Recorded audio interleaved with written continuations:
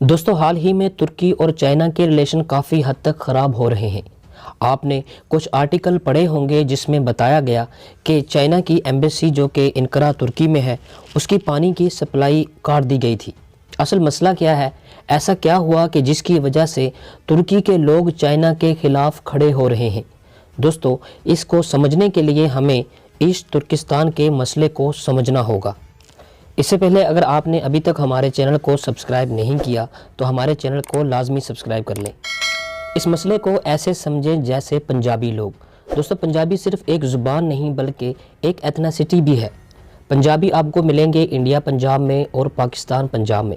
پاکستان میں بھی پنجابی رہتے ہیں اور انڈیا میں بھی پنجابی رہتے ہیں، تو یہ ہو گئی ایک ایتھناسٹی۔ اسی طریقے سے ترکی کے لوگوں کو ہم کہتے ہیں ترک پیپل، مطلب یہ کہ ان کی ایک ایتھناسٹی ہے۔ اور یہ لوگ صرف ترکی میں ہی نہیں بلکہ یہ آپ کو ملیں گے سینٹرل ایشیا میں اور کیسپین سی کے ارد گرد۔ ان لوگوں کی تہذیب ایک ہے، تاریخ ایک ہے، کھانا پینا ایک ہے اور ان کی زبان بھی آپ کو کافی حد تک ایک جیسی ملے گی، چاہے آپ قزاقستان میں ہو یا کرغستان میں ہو یا پھر ترکی میں ہو۔ تو آپ کو کافی حد تک یہ مسئلہ سمجھ آ گیا ہوگا کہ ان کی تہذیب ایک ہے، تاریخ ایک ہے، ان کے بزرگ ایک ہیں اور کافی حد تک ان کی زبان بھی ایک ہے۔ اور یہ لوگ مطلب ترک لوگ انٹرنیشنل لیول پر آج بھی ایک ہیں، بلکہ ان کا ایک اتحاد ہے جس کا نام ہے cooperation council of Turkic speaking state. دوستو اس میں ترکی ہے، قزاقستان ہے، آذربائیجان ہے، کرغستان ہے اور ازبکستان، یہ تمام ممالک اس اتحاد میں شامل ہیں۔ ان کا ایک آنے والے دور میں یعنی کہ مستقبل میں ایک منصوبہ اور وہ یہ ہے کہ ہم کسی طرح اکٹھے ہو جائیں، کیونکہ ترک دنیا میں ایک دوسرے کے لیے بہت پیار اور محبت پائی جاتی ہے اور یہ لوگ آپس میں جڑا ہوا محسوس کرتے ہیں۔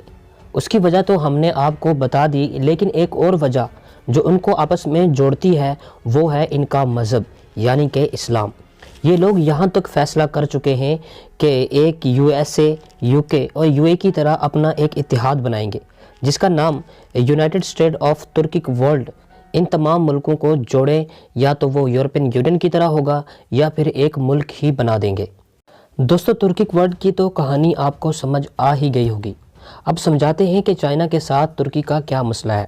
آپ نے نقشے پر چائنا کا ایک ریجن دیکھا ہوگا جس کا نام ہے شنگ شانگ، اور یہاں پر جو لوگ رہتے ہیں ایغور، وہ بھی اصل میں ترکی ہیں اور یہ کافی حد تک ترکی، آذربائیجان اور دیگر ترک ممالک کے ساتھ جڑے ہوئے ہیں، صرف زبان کے لحاظ سے نہیں بلکہ زبان، ثقافت اور کھانے پینے کے اعتبار سے بھی یہ ایک دوسرے سے کافی حد تک ملے جلے ہوئے ہیں۔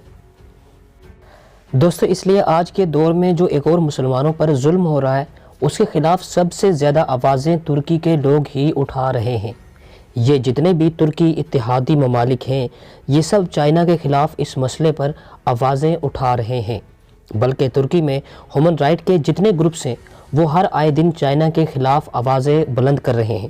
چائنا کی ایمبیسی کے سامنے یہ لوگ دھرنا دیتے ہیں، لیکن ابھی تک اردوغان اس مسئلے پر خاموش ہیں، لیکن وہاں کے لوگ پرزور طریقے سے چائنا کے خلاف آوازیں بلند کر رہے ہیں اور اس کا پریشر اردوغان پر کافی حد تک آ رہا ہے۔ بلکہ ترکی کی حزب اختلاف پارٹی تو اردوغان کو ٹارگٹ کرتی ہے کہ آپ ایغور مسلمانوں کے لیے چپ کیوں ہیں، آپ چائنا کو چیلنج کیوں نہیں کرتے۔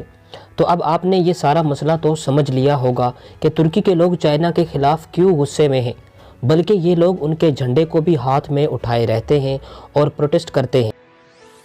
اور ابھی فی الحال ترکی کے میئر نے چائنا کی ایمبیسی کا پانی بھی بند کر دیا، کیونکہ ترکی کی حزب اختلاف یعنی کہ اپوزیشن پارٹی کی ایک لیڈر میرال نے ٹویٹر پر چائنا کے خلاف کافی حد تک آواز اٹھائی، جس کے بدلے میں چائنا کے ایمبیسڈر نے ان کو دھمکی دی اور یہ کہا کہ ہم آپ کے خلاف ایکشن لے سکتے ہیں، ترکی میں بھی ہم آپ کے خلاف ایکشن لے سکتے ہیں۔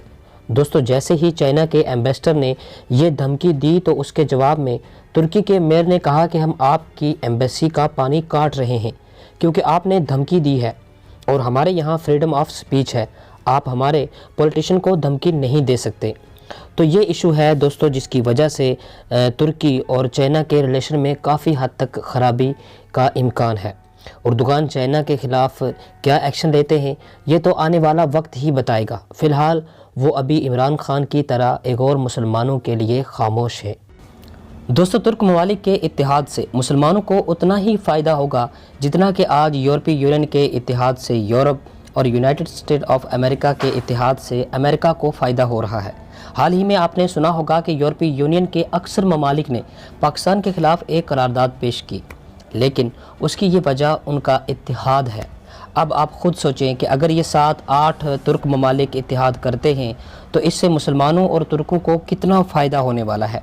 اگر ہم اسے سلطنت عثمانیہ کی نئی شکل کہیں تو کوئی مذائقہ نہیں ہوگا۔ دوستو مزید اس طرح کی معلوماتی ویڈیوز دیکھنے کے لیے ہمارے YouTube channel the house of حکمہ کو لازمی سبسکرائب کریں۔